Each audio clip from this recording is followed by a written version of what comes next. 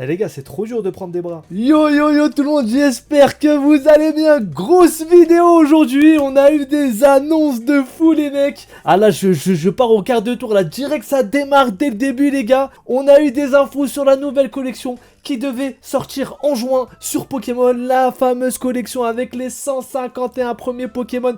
Je suis trop heureux, Tortank, Dracofeu, Mew, va y avoir des trucs incroyables, il y a les alternatives qui ont été dévoilées, il y en a une, elle est juste incroyable les mecs. Je vais vous parler de tout ça, posez-vous tranquillement, prenez vos petits chocolats chauds, vos petits biscuits, le lait, tout ce qu'il faut, et on est parti. Hop hop hop hop hop hop hop les gars, je compte sur vous pour vous abonner, vous êtes plus de 80% à ne pas vous abonner, à regarder les vidéos, comme ça vous les avez dans votre fil d'actualité, et puis comme ça nous on pèse dans le game, vous voyez, on tape les 10K abonnés, ça renvoie un peu, non?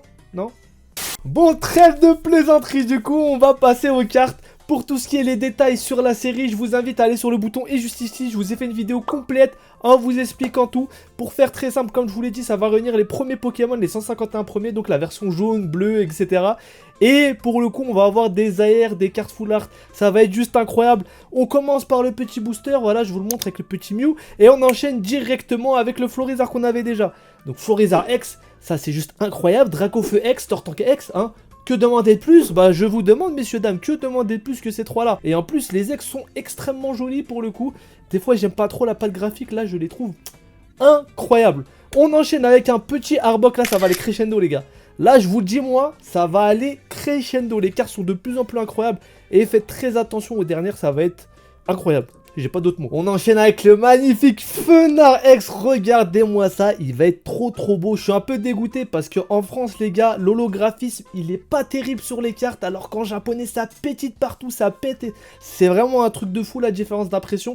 Et c'est dommage, mais on est quand même heureux d'avoir ce petit Fenard. On enchaîne avec un gros doudou qui est bien douillé, bien joli, bien gros, qui gonfle un peu sa bouche comme ça, voilà, qui a l'air un peu énervé, je sais pas ce qu'il veut. Je pense qu'on lui doit de l'argent, mais en tout cas, il est vraiment stylé pour le coup, et pour le moment, je suis conquis. Hein. À ces cartes-là, bon, je sais pas si vous pensez que j'en fais trop, mais dites-moi votre avis dans les commentaires. Moi, honnêtement, ça me fait trop kiffer. Je sais pas parce que c'est la nostalgie, ça doit participer, évidemment. Mais je suis trop heureux de voir ces cartes-là, vraiment. On enchaîne avec un Alakazam, les gars. Alakazam qui est plutôt stylé. Moi j'aime pas trop le style graphique, je vais pas vous mentir, mais ça reste Alakazam. La carte est vraiment bien, il a ses petites cuillères là, on dirait il y a une galaxie dedans.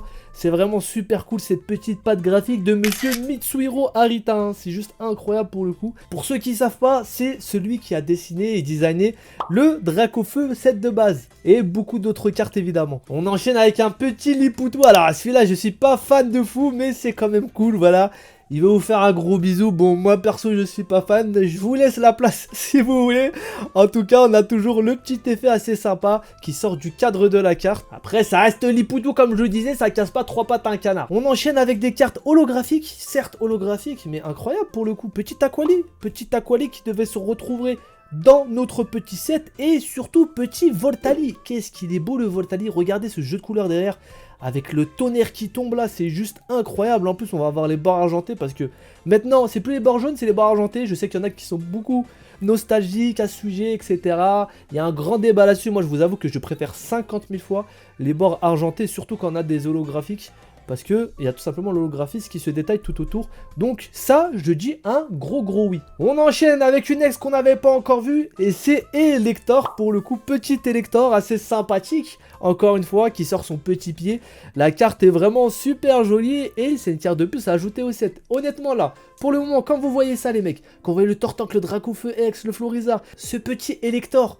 Qu'est-ce que vous vous dites? Qu'est-ce que vous dites? Est-ce que vous dites, quand je vais ouvrir, si j'ai une ex, je serai forcément content ou pas? Moi, franchement, c'est ce que je suis en train de me dire. Même le Arbok, je suis content, je pense. Honnêtement, les cartes sont vraiment tellement belles et rappellent tellement le souvenir que là, on va enchaîner sur autre chose. Sur autre chose, bah oui. Et sur quoi? Sur les AR, les mecs. Les AR foulard. Donc, comme vous le voyez, on commence très fort avec un petit Pikachu les mecs, un Pikachu tout mignon, tout petit, au milieu de la rue comme ça, qui traverse le passage péton, tout autour plein de couleurs, super stylé. On a aussi des petits personnages autour, un style assez assez proche de tout ce qui est chibi, un truc assez sympathique. Regardez, les traits sont très classiques, c'est assez épuré pour le coup au niveau des visages et c'est assez cool. Voilà le petit ectoplasma en bas à gauche et Roudoudou, Canino, des petits Nidoran femelles et mâles qui courent sur les parasols. Ah, c'est vraiment super cool et cette collection s'annonce incroyable et vous avez pas encore vu le meilleur. Nidoking qui arrive comme ça avec sa petite prestance au milieu de la jungle. Nidoking, je trouve qu'il a pas été assez mis à l'honneur dernièrement. Je sais plus la dernière fois qu'on a une belle carte de Nidoking, mais là c'est chose faite. Moi personnellement je l'aime trop. Hein.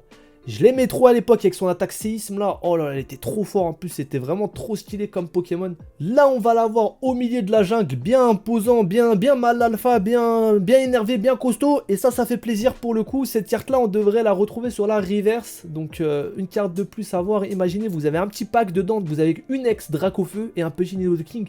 Est-ce que ça régale pas franchement? Petit Psychoquack assez sympathique qui dévale une allée qui est en train de descendre tout simplement des petits escaliers avec des petites fleurs autour, un style graphique qui est assez sympathique, hein.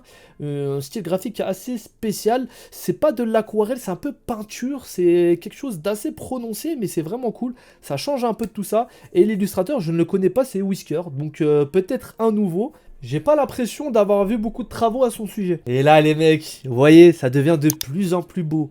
Ce petit tétard qui est au milieu de la rue avec les petites briques au sol et qui se reflète dans l'eau de pluie. Ça c'est juste incroyable. La rue est inondée, il est juste là au milieu avec les lumières autour. Vous voyez ce contraste de couleurs qui se reflète sur l'eau. C'est juste magnifique. La carte est juste incroyable. Et prenez 2 secondes pour admirer cette carte. Parce que je la trouve juste folle.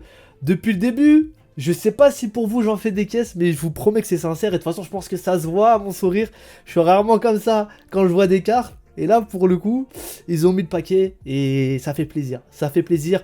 Voyons voir ce que ça va donner en français. Mais pour l'instant, je suis totalement conquis. Petit sac de nœuds. Voilà, petit sac de nœuds assez sympathique avec son petit frère en bas de l'arbre. En train de faire de la balançoire avec ses lianes. Voilà, assez stylé. Style graphique classique, assez sympa. Petite carte, petite vignette, hein. Ça me rappelle un peu les autocollants. Franchement, on prend, ça reste du sac de nœuds.